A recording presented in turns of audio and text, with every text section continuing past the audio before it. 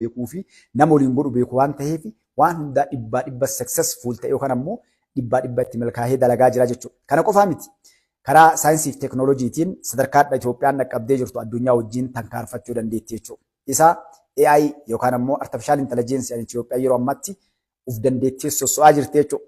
Maaliif kun wanni irraa dhufe saatalaayitii qabdi adda Itoophiyaan dhaabbichuun duratti saatalaayitii takka illee Itoophiyaan qabaachaa turre. Fakkeenyaaf waa'ee qonnaa, waa'ee gartee communication yookaan ammoo walqunnamtii, waa'ee qilleensaa, waa'ee gartee adda addaa gubbatti biyyoota Afrikaa kaawwan irraa Itoophiyaan bitachaa turte. Maali? Suuraa, viidiyoo miti.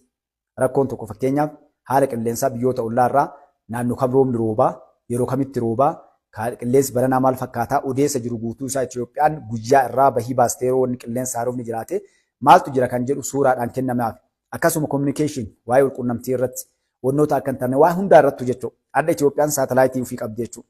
Saatalaayitii san irratti dabaltee addas akka biyya guddatteetitti sadarkaa guddaa deemuudhaaf karaa teekinooloojiidhaatiin waan hunda irratti hirmaattee dalagaa jirti jechuudha. Isa kanaa miti. Itoophiyaan hadha biyyoota addunyaa warroota akka fakkeenyaa fi BRICS jedhan keessatti biyya mata dureedhaan inumaa dabalamuu qofaa miti, miseensa ta'uu qofaa miti yookaan kaadhimamne osoo biyyoonni hedduun nu kaadhima. Nutis si wajjin hirmaannee waan kana gubbatti dura deemna yeroo jedhanii iyyannoo galfatanii waggaa meeqa jiranitti Itoophiyaan yeroo gabaabduu yeroo muummichi ministeeraa dhufan keessatti biyya miseensallee taatee miseensa ta'uu qofaa miti biyya yeroo barbaachistuu keessatti arganne biyya barbaachistuuf nama barbaachisaa yookaan ammoo liidara mootummaa barbaachisaa waliin kan jedhu akkuma isin hundinuu quba qabdanitti dheengadda gaafa Raashaatti dhaabbichuun achitti argaman Puutiin ragaa banii jechuudha. Biyyi takka BRICS seenuudhaan ulaagaan isii maali? Biyyi sun tokko liidara haqa dalagu kan hanni kan dhugaadhaan gartee ummataaf dalaguu fi kan dandeettii qabu ta'uu. Inni lammataa biyyi sun biyyi liidarri sun takka mootummaan sun namni biyya san bulchu keessa jiru sun nam dandeettii qabu sun biyyi isaa biyya ikoonomiidhaan karaa gartee diinagdeedhaatiin guddachuu dandeettu. Guddinni sammuu guddina shaffisaa. Maaliif kana ilaalan? Tokko sammuu nama biyya san bulchoonni ilaalanii fi waliin tankaanfatee wanni kun haara lafaa ka'aa waan jiruuf sagantaa baasuudhaan waliin dandeettii qabu saniin sheer gochuu yookaan ammoo waliin qoodamuudhaan biyyoota sanniin gargaaree duratti hin deema. Inni lammataa diinagdeen isiidha. Diinagdee shaffisaan utaalu guddatu ta'uun wanni barbaachiseef diinagdee barbaachisa biyyoota kanneen biyyoota BRICS kan warri BRICS waliin dhufanii BRICS uuman kun biyya ikoonomiidhaan waan hedduu dalaguu deemanii birri mataa ofii akkasuma gartee wantoota hedduu isaan lafa kaa'antu jira. Waraana mataa isaa wal gargaaru walii tumsuu yeroo gartee kaawwarroonni kun gad dhaabbatan biyyoota akka G7 yookaan ammoo G20 jedhan biyyoota adda gartee urdoo torban kanneeniin wal fuula keessa wal dhufuun waan maluuf gaafa kanatti diinagdeenis ta'ee karaa waraanaatis karaa siyaasaatiin karaa dippiloomaasiitiin waan hundaanuu namoota jajjaboo waan kana gubbatti dalaguu danda'anii biyya jajjaba diinagdeedhaan waan san gubbatti dalaguu dandeettu kana barbaachisaa jechuudha. Kanaaf Itoophiyaa yeroo ilaalan qabeenya qabdi biyyi keenya namuu ni beeka. Biyya qabeenya qabdu kana soorsiis yookaan ammoo uumamaan gartee qabeenya isiin qabdu kana nama gara hojiitti hiikuu danda'u kaattuun tahin ka dandeettii qabu kan namoota dandeettii isa irratti hirmaachisuu danda'an biyyoota ollaa kanneen waliin ammoo dalaguu danda'u karaa dippiloomaasiitiin biyyoota addunyaa guutuu walii galuu danda'u siyaasaa beeku yeroo itti siyaasaa dalagu waan kanneen hundaan ilaaluun dhaabbichuun nama gartee barbaachisaa fi yeroo barbaachisaa keessatti Itoophiyaan karaa BRICS dhufte jechuudhaan akkuma isin gartan sanitti simannaan addaa muummicha ministeeraatiif godhame jechuudha. Kun hundi ka dalagame osoo ka falfalu ka hore horaa jedhaa dalagaa muummicha ministeeraa dalaganii jechuudha.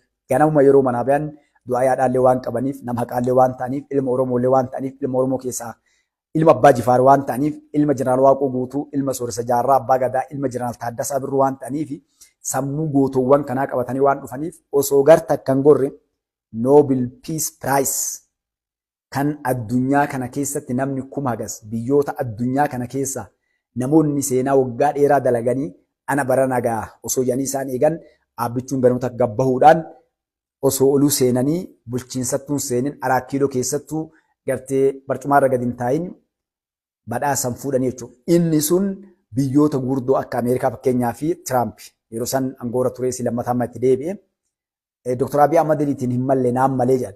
Dhaabbichuus sadarkaa gaafatu gennaan dhaabbichuun waan deebisan kaa hayyuu qabaachuun akkasii waan biraan jennaan akkam godha reenaa kennanii hin jenneen jechuudha. Waan gootan pireezidantii Tiraamp kana kafnaa kenne Noorwee dhaqaa gaafadhaa mootummaa Noorweedhaa.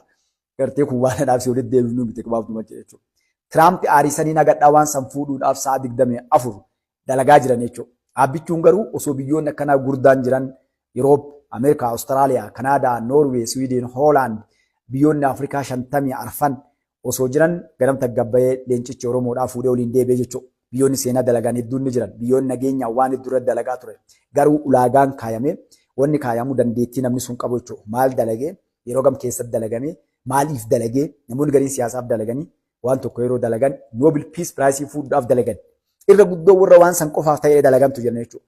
Muumichi ministeeraa saniin hujii muumicha ministeeraattu waan warri Nobel Peace Prize koreen waan kana gilgaaltu warroonni waan kana ulaagaalee san laalanii yeroo laalan muumichi ministeeraa mataan isaatu without any question gaafii takka malee namoonni sin kennamuuf ta'e jechuudha. Kanaaf jette dubartittiin guyyaa san muumicha ministeeraatiif jette an jecha siif hin qabu nama hedduuf Nobel Peace Prize kenne bakka tana dhaabbadhee garuu ka akka keetiin agarre jecha siif hin qabu waan jecha hin qabne waan godhu hin qabu akkuma warra kaawwan jedhu jedheetiin gartee waltajjii si dhiyeessaa welcome Dr. Ahmad Ali to Nobel Peace Prize jettee akkasiin gartee gara badhaasaniitti kaleessite jechuudha.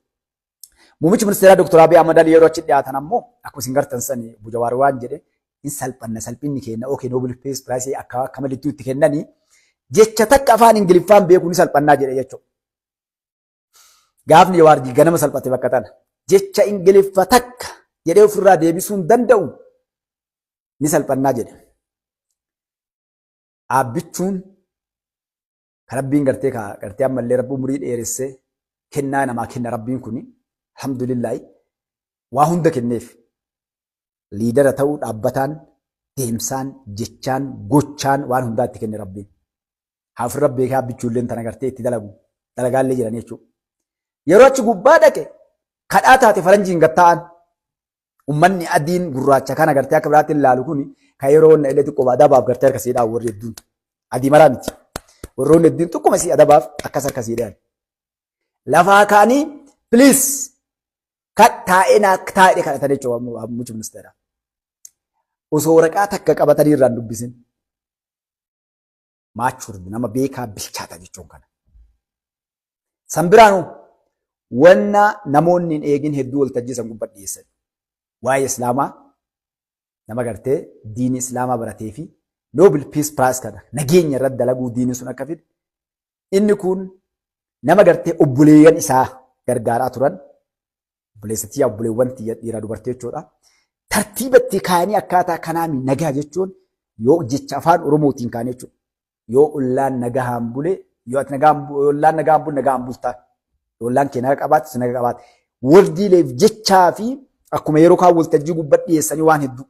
Abbichuun haasaa isaanii keessa yookaan mammaaka yookaan seenaa wayii oo gocha wayii waan tahee dabre takka fidanii jechuudha. That is the mature namni hayyu beeka jedhanii kaleessan tokko namoota mammaakaa fi dubbii takka maal itti fidanii evidence itti faranjii yookaan daliila jedhan afaan gara Islaamaati yookaan afaan Arabiitiin yookaan ragaa jechuudha. Waan takka waan gadi dhaabu jabeessu lafatti gadi gartee dubbii san jabeesseesi lafa gakkaa'u jechuudha. Yookaan dubbii dachaa oo mammaaka. Wantoonni kunniin hayyoota qofa dubbachuu danda'an. Namoonni hayyuun ta'in beekaan ta'in yoo ergifatan fa'a malee waa gochuu hin danda'an. Namoonni gariin ammoo beekaa of godhuudhaaf jechootas ergifatanii mammaakas tiraay godhanii mammaaka bakkatti hin galchan. Baay'izawee mammaaka jechuun ka hayyoonni duraan mammaakanii dabran. Mammaakni kun bakka qaba. Bakka calliftee mammaakti bakka siin galu. Mammaakichaa fi wanni ati haasaa jirtu sun yookaan godhaa jirtu sun mammaakteef sun 100% dhibbaa dhibbatti wal fudhachuu qaba jechuudha. Akka Oromoon fakkeenyaaf talafaa fuudhatta okataa buusee jetti. Namtichi as waa kaatee jechuudha. Yookaan harkaa qabu kabiraa harka lamaanii waa qaba. Lafaa gad jedhee fuudhuu deema. Harka lamaanii waan waa qabuuf maal godhuu qaba? Harkaan waa qabatee jira. Kaan fuudhuuf kana gadhiisuu qaba jechuudha tokko. Okata jechuun ajjala. Alaa kulli mammaakni kalafaa fuudhatti ka okataa buuseedha. Nama waa harkaa dhabee gate jechuudha. Waan biraa dabaladhaaf waa gate.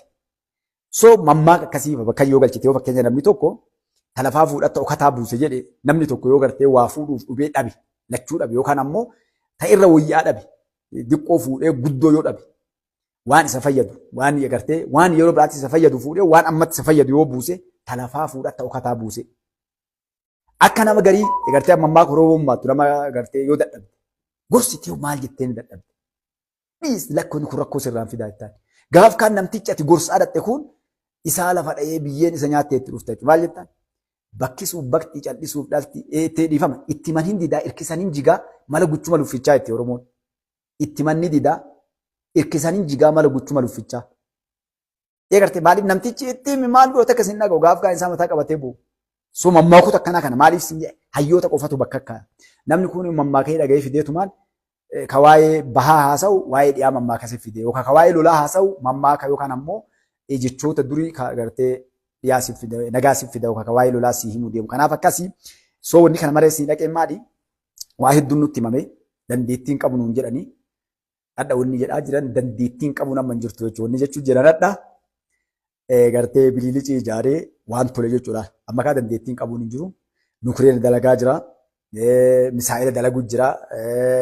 Diroonii dalaguu jira. Xiyyaara waan hedduu gartee warshaalee bishaan abbayaa xumuranii bishaan abbaa gurgurame nuun jedhanii bishaan abbaa gurgurame jedhanis kunooti eebbifamee sadarkaa waliin tokko saalaan fuudhiin wanni hedduun xumurame.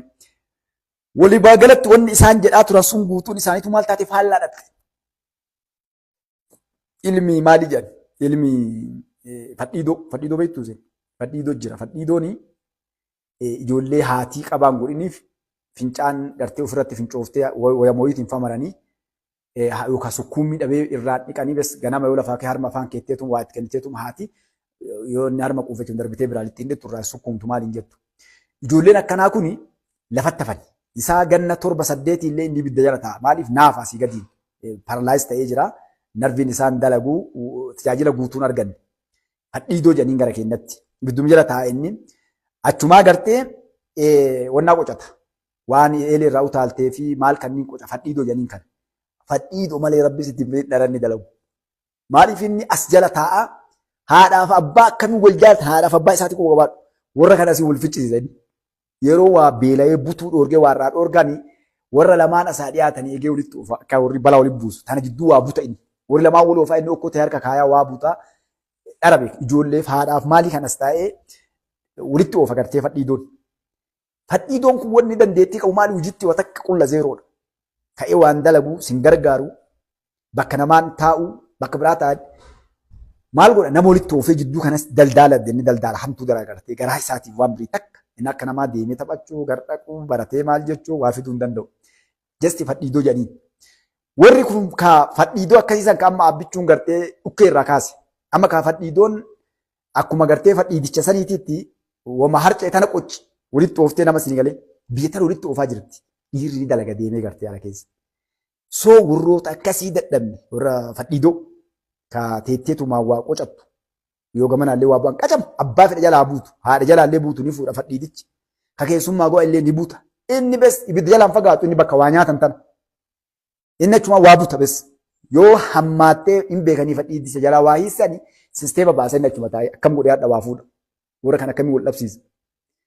Hiree eeggatee yeroo ijoolleen fa'aa naannoo sadhuuf ta'e inni ufii waa butee ijoollee yeroo haati ol deebite si himuu jedhaan. Gurbaan kun nagaa takka harka facaasee maal balleesse maal dursaa dhugaatu kun. Isa okkotee harkaa isa waa fuudhee qoqobaadha. Siima achi amma kaa ijoolleen baratte maal gooti warra akka amma gartee jawwee deeggaruu kana baratan. Inni ka abbaa walitti diree walitti ofiitiin ofirraa gallabdi ijoolleen. Yoo kaayyoo warri mana hin jirre waliin dabartu bakka san. Bakka san waliin dabartu maaliif inni gartee tokkoffaa ba'e dharaan shira dalaguudhaan gartee. Wooma feete godhatti kanaaf duuba dubbiin fadhiidoo tun jajjabdu muummichi ministeeraa fadhiidoo maqaa siyaasaa Oromootiin Amaaraatiin Tigreetiin gartee dura suma 4 kiiloo kana yeroo itti waa gaddarban qocattu gartee fadhiidoo 4 kiiloo jala guddatte. Tagartee Milinikii fi Hayila Sillaasee fi Dargiin abboota jaraa warrachi irraas dhufee wal barsiisaa dhufe gartee ijoollee dhaama abbaan gurbaa rabbis haa balleessu waan biraan godhate fadhiidicha ta'e gartee warra kana jala gale achi guddifata abbaan. Ilmi barate achumaa ka amma rabbiin aabbichuu fidee aabbichuun ol bahee jennaan fadhiidoon guutuun ta'ufiitii ni bootti bada maal nyaanna yoo gartee bakka tana haxaarii nu balleessan. Yeroo magaalaa Finfinneedhaa kana bakka hunda cabsanii akkanatti tolchan jarri hirriban qaban akkana hollatan. Maali waan siyaasaa jiran beekan bakka fadhiidoon jiru dhara dalagan kan bara warri hiyyeessa kana keessa waan dalagan miskiina kanoonni akka hin banneef Jawaar Faatii yuutuun maali beektu magaalaa Finfinnee tolu magaalaalee kutaadhaa akkana bareedee amma kadheen gadda namni iyyuu martuu iyyuu adda mee baalee roobee ilaalaa balbaalee roobee amma yoo ilaaltan isin Baali guutuun akkasuma abbichuu rabbi umurii haa dheeressu magaalaa Jimmaa laal magaalaa Dirqawa magaalaa guutuu magaalaa gurguddaa yoo xiqqaatte magaalaa gara 60 wayii Itoophiyaa keessa dhaqee ilaal Finfinnee qofaa miti hadha. Ni ajaa'ibda agartee akkamitti hawu